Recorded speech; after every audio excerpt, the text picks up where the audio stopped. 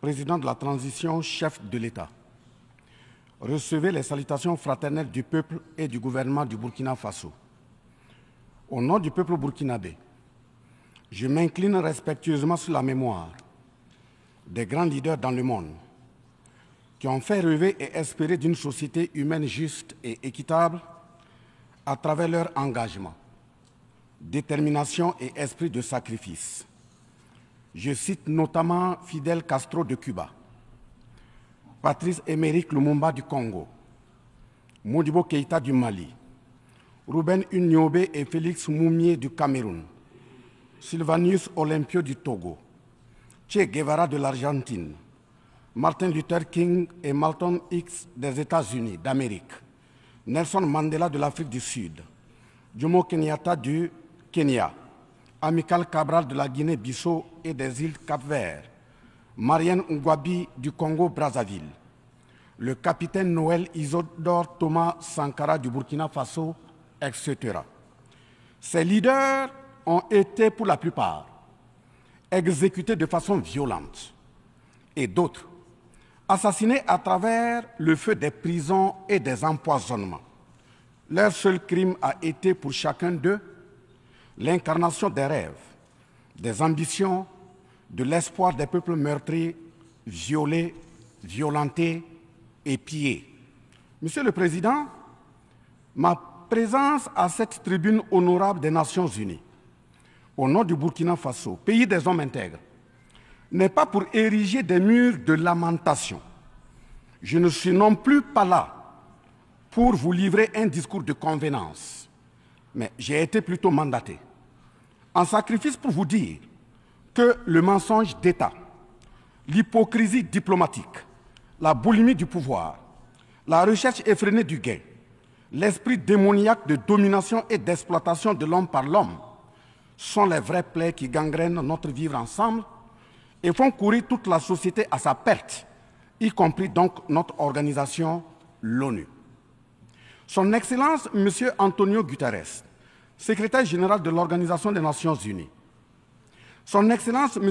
Joe Biden, président des États-Unis, Son Excellence, M. Denis Francis, représentant permanent de la Trinité et Tobago auprès des Nations Unies, élu président de la 78e session de l'Assemblée générale, Son Excellence, M. Luis Inácio Lula da Silva, président de la République fédérative du Brésil, permettez-moi de reprendre ici des parties de vos propos, discours respectifs prononcés à cette même tribune à l'ouverture de cette 78e session. Primo, je cite, « Nous sommes dans un monde sans dessus-dessous. Des cadavres jonchent les plages où des milliardaires se prélassent. » Pour la deuxième personnalité, je cite, « Nous sommes à la croisée des chemins. Nous avons une cause commune, à savoir léguer à nos enfants un monde avec un bon climat social. » Fin de citation. Pour la troisième personnalité, je cite, « Malgré les difficultés, nous pouvons nous en sortir. Ce ne sont pas les capacités qui manquent, mais la volonté politique. Sinon, nous pouvons apporter le progrès et la paix pour tous. » Fin de citation. Pour la quatrième personnalité, je cite, « Il y a dissonance entre les discours et les pratiques, les faits. Le Conseil de sécurité de l'ONU est paralysé. L'ONU doit assumer ses fonctions d'un monde solidaire et équitable, conformément aux principes édictés dans la Charte. Cela suppose qu'on ait le courage de lutter contre les inégalités. » Fin de citation. La quintessence des expressions de ces quatre autres personnalités signifie clairement que les inégalités dans le monde sont voulues, sinon qu'avec un minimum de courage et de volonté politique, nous pouvons, à défaut de les éradiquer, les amenuiser à leur congrue expression. En effet, chaque année, les discours pleuvent au même titre que les promesses et engagements.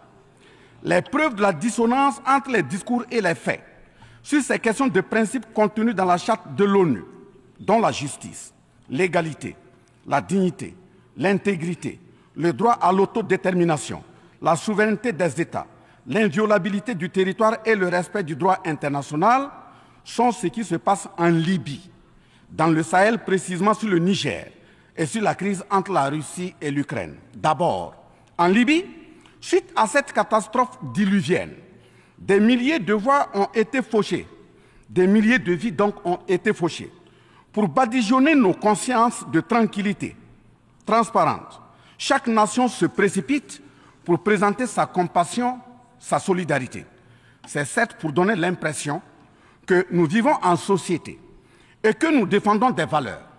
L'honnêteté intellectuelle recommande et l'histoire des consciences nous reflète que nous devons présenter nos sincères excuses au peuple libyen pour avoir été, collectivement et individuellement, par passivité condamnable ou par complicité active et inacceptable, aux côtés des bourreaux qui ont été la première catastrophe anthropique en Libye.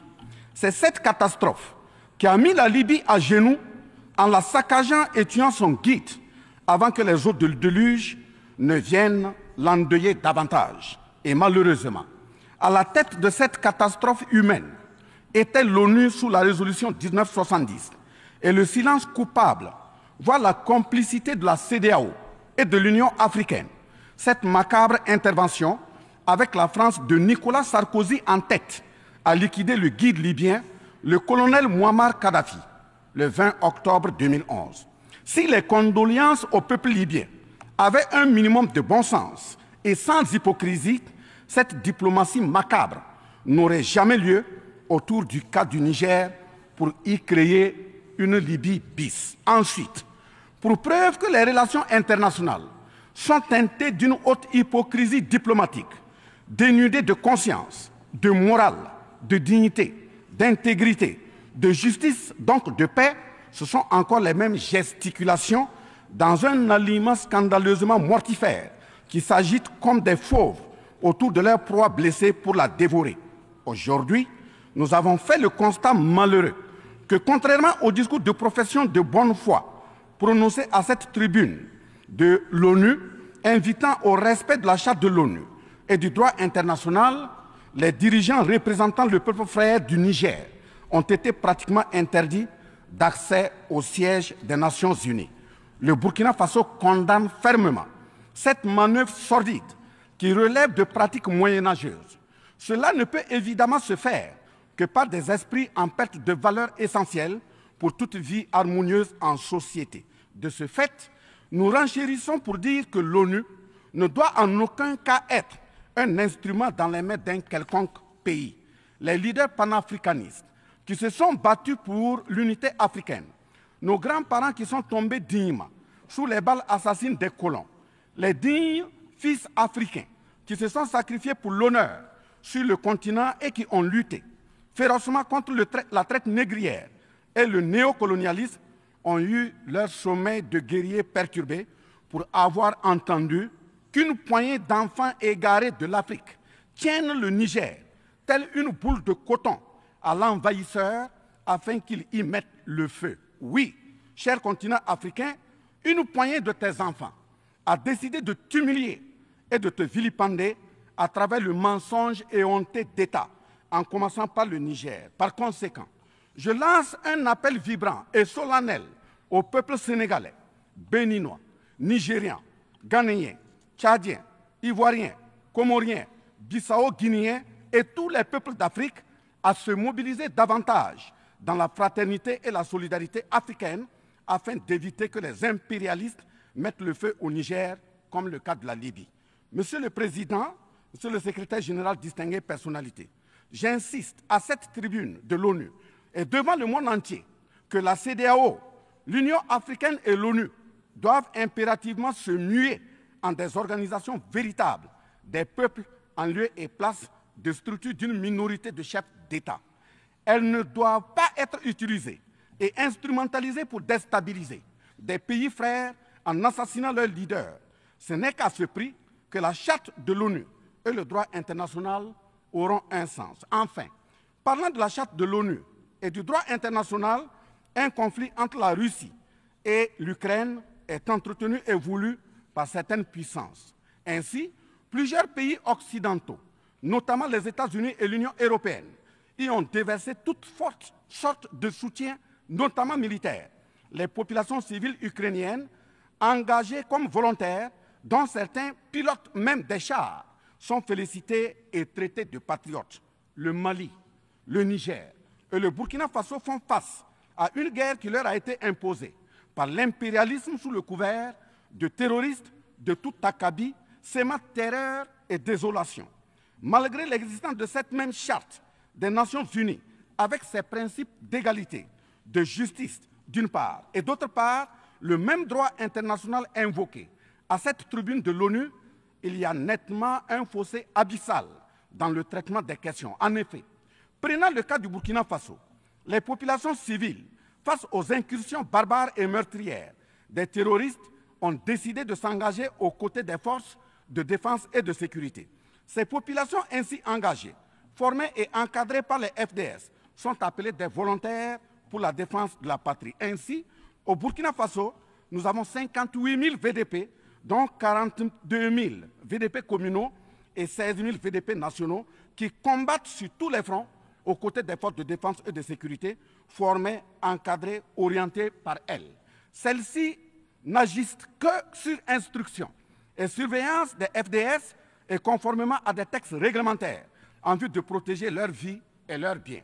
Ce sont ces patriotes que certains chefs d'État de la CEDEAO et de l'Union africaine, sur instrumentalisation de puissances impérialistes capitalistes, tentent de faire croire à la communauté internationale que ce sont des milices.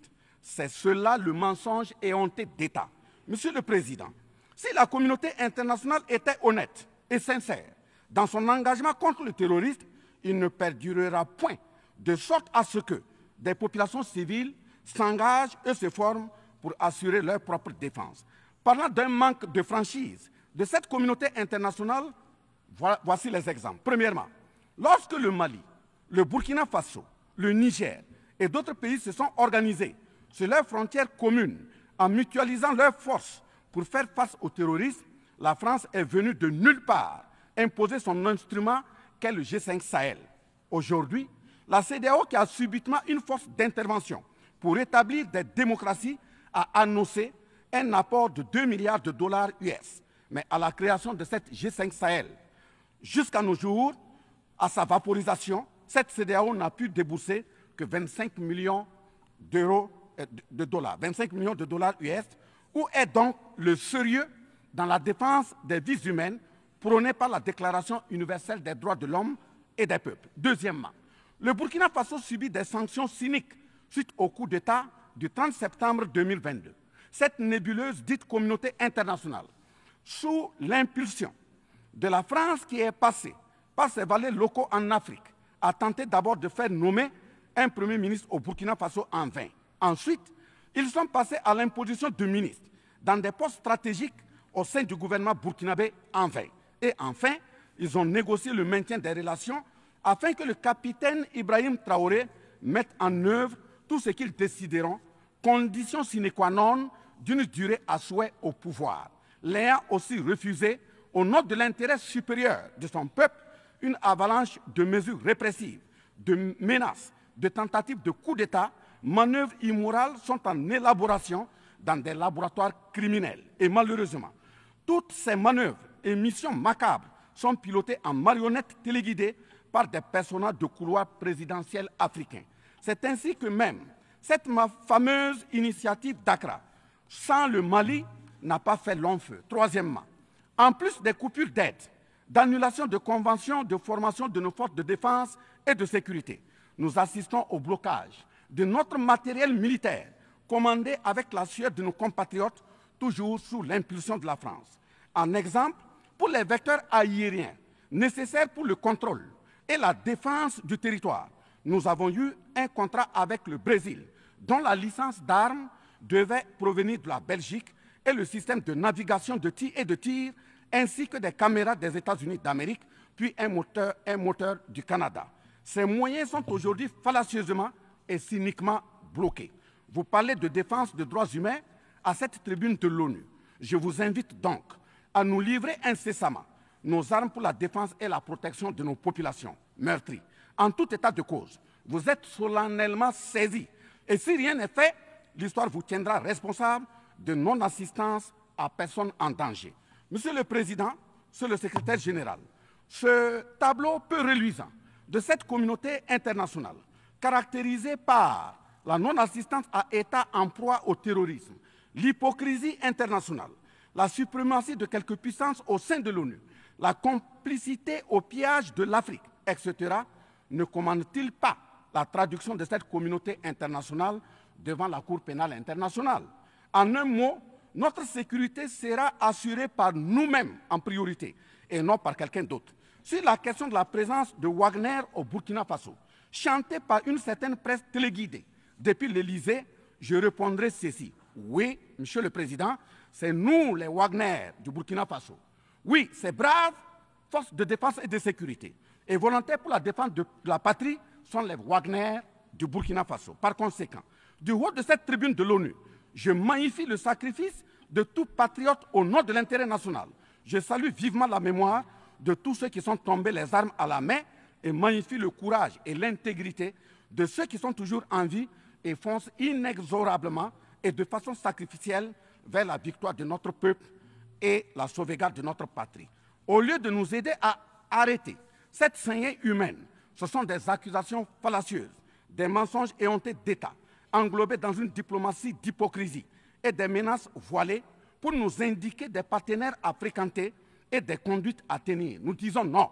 Au nom de la même charte des Nations Unies et du droit international que vous évoquez tous et toutes ici à cette tribune, les peuples africains en général et sahéliens en particulier sont résolument engagés à assumer absolument et pleinement leur émancipation totale pour un progrès social véritable. Ainsi, le Burkina Faso liera de façon souveraine ses partenariats avec qui il veut et achètera ses moyens de défense avec qui il veut. Qu'un pays s'appelle Russie, Iran, Turquie, Azerbaïdjan, Cuba, Nicaragua, Corée du Nord, le Burkina Faso y achètera et y vendra librement ses produits sans intermédiaire, encore moins une autorisation de qui que ce soit. Et cela advienne que pourra. Monsieur le Président, Monsieur le Secrétaire général, parlant toujours d'hypocrisie et de mensonges d'État, dans cette question de lutte contre le terrorisme, en général et dans le Sahel en particulier, voici d'autres faits que vous n'ignorez certainement pas et j'en suis certain. Primo, dans le Sahel, nous avons près d'une dizaine de milliers de soldats d'armées étrangères, composés en majorité de soldats français, mais également des soldats américains, allemands, italiens, etc., avec des armes, des matériels volants et de surveillance des plus sophistiqués au monde. Et malgré tout, personne ne voit des colonnes de centaines de terroristes se déplacer pour aller servir la désolation et la mort, souvent avec des armes inimaginables. Au Mali, au Niger et au Burkina Faso, il n'y a ni usine de fabrique d'armes, ni de munitions. Qui recrute donc ces terroristes? Qui les entraîne? Qui les dote en permanence? Qui les nourrit et avec quels moyens? Croyez-vous à cette philanthropie au nom de laquelle des Occidentaux vont envoyer leurs militaires au Sahel mourir pour des beaux yeux des Sahéliens? Si oui, qu'est-ce qui justifie les énervements et autres gesticulations puériles et diplomatiques dès qu'on dit à la France de déguerpir militairement? La vraie raison, ce sont les ressources du sous-sol au Sahel. En effet, l'Assemblée nationale française a voté la loi numéro 057-7-27 du 10 janvier 1957, parue dans le journal officiel de la République française du 12 janvier 1957, portant création de l'Organisation commune des régions sahariennes, OCRS, qui regroupe des parties du Mali, du Burkina Faso, du Niger, de la Mauritanie, de l'Algérie, etc. Cette zone n'a jusque-là pas d'égal dans le monde en termes de richesse de sous-sol. À titre d'exemple, la nappe phréatique la plus importante va de la Mauritanie à la Somalie, en passant par le Mali, l'Algérie, la Libye, le Niger, etc. Le journal Le Monde du 23 juillet 1957 avançait le chiffre de 6 à 7 millions de tonnes de pétrole comme production potentielle annuelle du Sahara. En plus de ces ressources naturelles, nous avons l'uranium, l'or, le cobalt, le zinc, le diamant, le lithium, le cuivre, etc. Si vous, les Occidentaux, vous aimez tant les Sahéliens pour y amener vos militaires, mourir au nom de la démocratie, de la liberté, des droits humains et de la paix, pourquoi tout le continent africain, qui compte 1,3 milliard d'habitants, dont le deuxième continent le plus peuplé, avec 30 415 873 km² et 54 États, n'a aucun siège permanent au sein du Conseil de sécurité avec un droit de veto. N'est-ce pas là, au-delà d'un crime d'État, un crime onusien? Donc, halte aux mentions diplomatiques grossiers consistant à dire que ces puissances impérialistes viennent au Sahel pour défendre la démocratie et des droits humains. Parlant de droits humains, je vous rappelle que la première charte au monde sur cette question de droits humains de l'homme est bien celle de Kouroukan-Fougan de 1236 au Mandé actuel Mali. De ce fait que les moralisateurs expansionnistes gardent leur rhétorique de respect des droits humains à géométrie variable pour leurs terroristes qu'ils encadrent. Secondo, l'Afrique n'aime pas comparer les morts. C'est un manque d'éducation que de le faire. Par conséquent, je m'incline respectueusement sur la mémoire de toutes les nationalités ayant perdu la vie en Afrique en général et au Sahel en particulier. Ainsi, sur les sorties hasardeuses, condescendantes et malheureuses du président de la République française Emmanuel Macron, et qui frise souvent le ridicule, tout en se glorifiant d'une hypothétique condescendance sur les peuples africains, je m'impose le devoir de lui faire un petit cours d'histoire sur sa propre histoire. Voilà pourquoi les salles de classe sont faites pour que les enfants apprennent les cours et grandissent bien, que de s'adonner à autre chose, au risque de se perdre à jamais. Mais pour commencer, je précise qu'aucun peuple africain ne s'est opposé au peuple français. Il n'y a pas donc de sentiment anti-français en Afrique. Il n'y en aura jamais du fait de notre légendaire hospitalité et amour du prochain.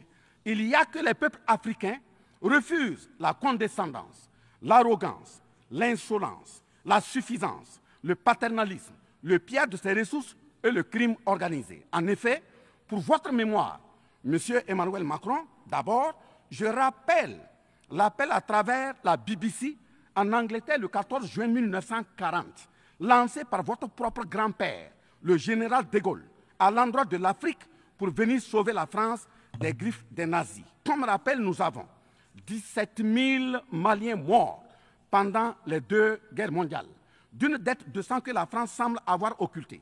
S'ils le veulent, qu'ils aillent dans le livre, confère livre de Bakary Kamia, professeur agrégé de l'université Sorbonne. J'ajoute dans ce même document, à la page 344, au tableau 21, les vétérans soudanais des 2 guerres. Il en résume un total du Burkina Faso, du Mali et du Niger à 82 208 combattants qui sont tombés. Et au niveau de l'Afrique occidentale française, il y a eu 154 519 combattants mobilisés, qu'ils se confèrent donc aux sources Henri Léger, rapport de fin de mission en AOF Dakar, le 13 juin 1950, archives du Sénégal, code 4 D 68, entre parenthèses 89, voire annexe 5. Ensuite, le 17 novembre 1986, François Mitterrand, président français d'alors, en réponse au capitaine Thomas Sankara, disait ceci, je cite, « L'Afrique a été pillée. J'ai parlé de matières premières. J'aurais dû parler des hommes. Pendant des siècles, on vous a exploité humainement. On a volé vos hommes, vos femmes, vos enfants. On s'est servi de vous. Je comprends votre refus, votre révolte, et j'approuve votre combat. Vous avez raison de refuser d'être un continent sacrifié. Le moment est venu où vous devez vous-même développer vos économies à partir de ces biens et de ces hommes. Et le devoir de ces pays qui ont profité abusivement du travail africain, c'est de restituer à l'Afrique une part de ce qui a été pris au travers des siècles derniers. » Fin de citation. Effectivement, l'Afrique a toujours été vachement pillée, mais elle reste riche en hommes, en valeur et en richesse minière. Pour preuve, parlant de ces ressources minières, l'Afrique, c'est 30% des ressources minérales mondiales, 40% des réserves d'or, 33% des réserves de diamants, 80% des réserves de coltan, 60% des réserves de cobalt, 55% des réserves en uranium, etc. C'est pour la défense ferme de cette Afrique que la jeunesse africaine est plus que jamais debout. Monsieur Macron, avez-vous encore besoin d'un peu d'histoire pour vous remémorer Enfin, bien avant cette sortie regrettable et donc malheureuse du président français Emmanuel Macron, il s'était attaqué, comme tant d'autres de ses compatriotes politiciens, à la maternité africaine. Et là aussi, je tiens à lui rappeler que l'Allemagne compte 80 millions d'habitants environ sur une superficie de 347 000 km² face au Congo, qui a 95 millions d'habitants sur une superficie de 2 345 000 km². Deuxièmement, la Belgique compte 11 millions d'habitants sur une superficie de 30 000 km² face au Gabon, qui a 2,5 millions d'habitants sur une superficie de 267 000 km². Troisièmement, la France compte 68 millions d'habitants sur 672 329 km² face à la Namibie, qui compte 2,5 millions d'habitants sur une superficie de 825 000 km². C'est fort de tout ce qui précède que, justement, Aimé Césaire, paix à son âme, disait, je cite, « L'Afrique est le seul continent au monde où les populations chantent et dansent et applaudissent pour ceux qui les appauvrissent, les affament et les torturent. Le malheur de l'Afrique, c'est d'avoir rencontré la France. » Fin de citation. Certes que l'Occident a violenté, volé et violé l'Afrique. Quelle est notre part de responsabilité en tant que dirigeants africains? N'est-ce pas nous, dirigeants africains, qui prêtons le flanc pour qu'on nous piétine? En effet, nous avons abandonné notre identité pour ne rien être. Nos noms ont disparu pour faire place à d'autres noms importés et qui ne collent pas à nos réalités. Il nous faut reconquérir notre culture. Nous avons singé en copiant l'Occident, en monogamie. Voilà qu'aujourd'hui, on veut nous faire croire que des contre-valeurs, des attitudes contre la nature relèvent du ressort de la liberté. Il ne sera pas question d'homosexualité en Afrique, je le répète. Il ne sera pas question d'homosexualité chez nous. Monsieur le Président, ce qui vient d'être décrit sont les étiquettes profondément malheureuses d'une ONU aujourd'hui résumée qu'à sa portion de forme, car 1,2 milliard de personnes sont plongées dans la misère. 2 000 milliards de dollars US dans l'armement. 20 fois le budget de l'ONU dans le nucléaire. Sur les questions de développement, l'Afrique reçoit du FMI et de la Banque mondiale 34 milliards de dollars contre 160 milliards de dollars pour l'Occident. La paralysie du Conseil de sécurité de l'ONU, la paralysie de l'Organisation mondiale du commerce, la montée des tensions suite au repositionnement géostratégique. L'Organisation mondiale du commerce également encore bloquée. Le Fonds monétaire international, FMI et la Banque mondiale qui fonctionnent en véritable usurier. L'Organisation mondiale de la santé qui est de plus en plus dominée par les firmes pharmaceutiques de rente, donnant ainsi une priorité commerciale que sociale aux vaccins tels que le vaccin contre la Covid-19. L'ONU qui devient de plus en plus l'ombre d'elle-même de par les tentatives de sa prise en otage par un conglomérat de puissances internationales impérialistes, brouillant ainsi la clarté et le sérieux dans ses prises de position, etc. Par conséquent, les peuples africains en général, et sahéliens en particulier, se battront vigoureusement pour que la CEDEAO, l'Union africaine et l'ONU soient des institutions au service véritablement des peuples du monde pour leur profonde émancipation et le progrès social véritable.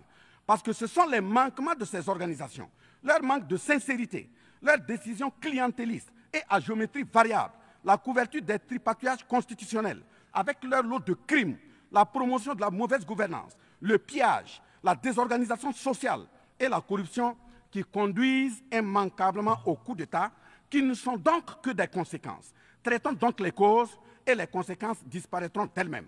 Mais si nous continuons avec ce jeu de l'Autriche, à la diplomatie d'hypocrisie, aux mensonges éhontés d'État, aux crimes organisés, au tripatouillage constitutionnel et à la fabrication de l'armée à la tête de nos États africains, même l'ONU risque de ne pas échapper à un coup d'État. À bon entendeur, salut. Dans ce sens,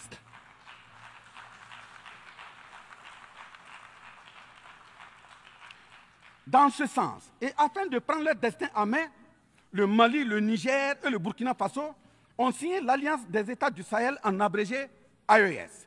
L'AES est une architecture pour la sécurisation de nos pays, partant du traité révisé de l'autorité de développement intégré de la région de l'Iptako-Gourma. Prenant en compte la situation sécuritaire et surtout le manque de franchise dans le partenariat, il s'agit de compter sur nos propres ressources en recherchant la mutualisation de nos moyens et à œuvrer à faire disparaître les discontinuités dans les espaces de manœuvre opérationnels. Monsieur le Président, je vous signifie avec force et fermeté, dans une haute et intelligible voix que, primo, nous, peuple africain, sommes foncièrement démocrates. Pour preuve, notre attachement à la dignité humaine transcende la démocratie. Ce que nous refusons, c'est moins donc la démocratie que le piège de la démocratie qui nous est tendu. Ainsi, la démocratie électoraliste s'est avérée un moyen de contrôle de nos États à travers le jeu de chaises musicales de dirigeants très souvent imposteurs, corrompus, voleurs, violeurs de constitution, car étrangers au seul intérêt de nos États africains qui vaillent. Secondo, nous, Africains, sommes-nous aujourd'hui reconnus dans notre dignité d'homme, au sens de un homme égal à un homme? La réponse assurément est non, au-delà des convenances circonstanciées, pour nous endormir et mieux nous asservir. Triste pour le continent noir, reconnu scientifiquement comme berceau de l'humanité, mais dans la réalité humilié, placé sous contrôle dominé. Des indépendances factices aux guerres fratricides, de la démocratie électoraliste aux aides biaisées, des guerres de rapine au terrorisme malicieusement fabriquées, entretenues et injectées dans nos contrées africaines, notamment au Mali, au Burkina Faso et au Niger.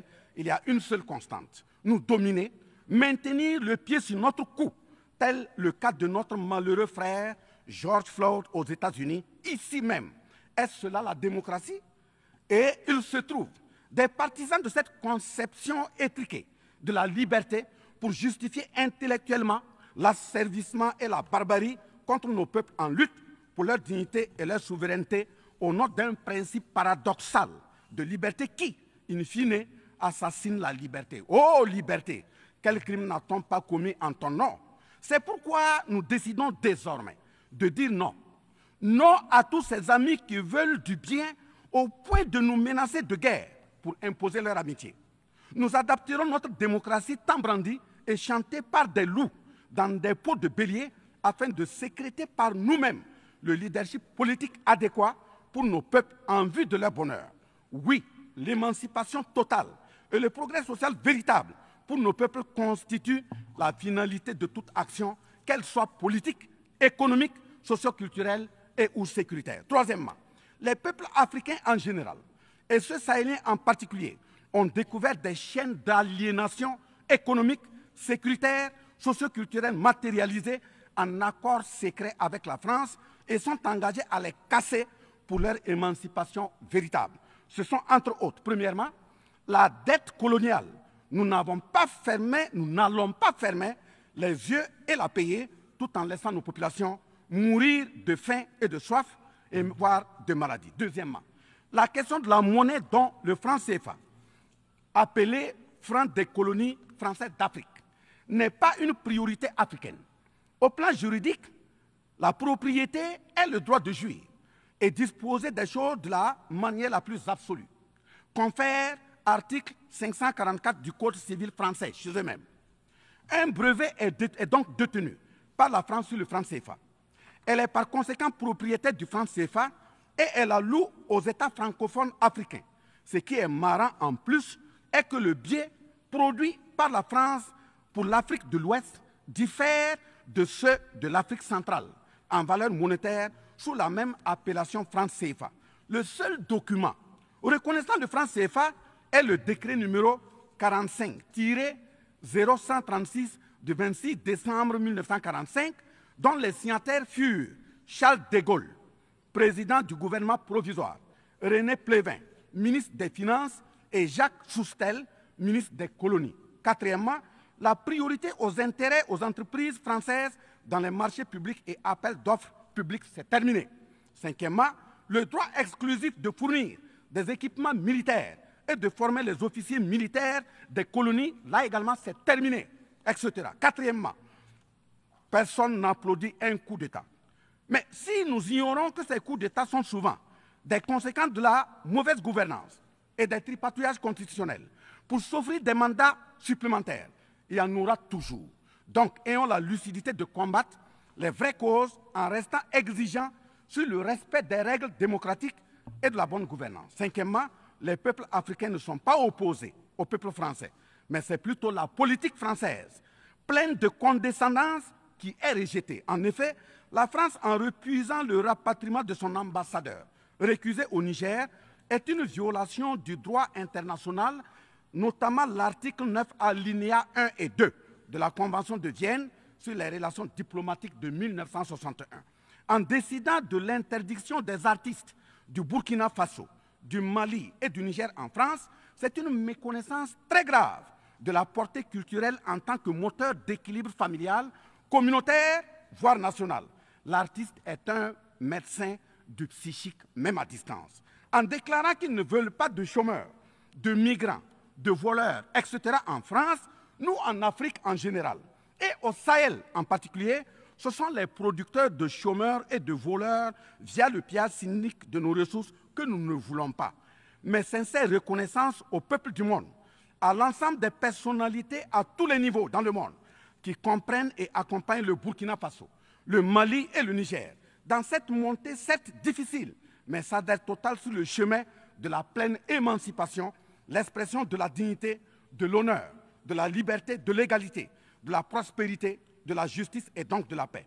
Face à la situation que traverse le Burkina Faso, le gouvernement burkinabé a mis en œuvre des actions vigoureuses à travers l'adoption d'un nouveau plan de développement, le plan d'action pour la stabilisation et le développement, et ses 4 axes prioritaires qui sont, premièrement, la lutte contre le terrorisme et la restauration de l'intégrité territoriale. Deuxièmement, la réponse à la crise humanitaire. Troisièmement, la réponse de l'État à l'amélioration de la gouvernance. Et pour terminer, le dernier élément, la réconciliation nationale et la cohésion sociale. Ces efforts visent à offrir à la population burkinabé de meilleures conditions de vie, tout en saluant l'ensemble des partenaires à travers le monde qui nous accompagnent. Nous invitons vivement ceux qui sont toujours dans le doute ou tétanisés par des rapports au contenu faux qu'ils sont les bienvenus au Burkina Faso, à condition que le partenariat cadre avec la vision de la transition résumée dans ces 4 axes. Vive l'ONU, vive la 78e session, vive les peuples en lutte, vive la solidarité entre les peuples, vive l'Afrique libre, vive l'Alliance des États du Sahel, vive le Burkina Faso, la patrie ou la mort, nous vaincrons. Je vous remercie. I thank the Minister of State, Minister of Civil Service of Burkina Faso. I now give the floor to His Excellency Dato Erwan Pehbe Yusuf, Second Minister of Foreign Affairs of Brunei Darussalam.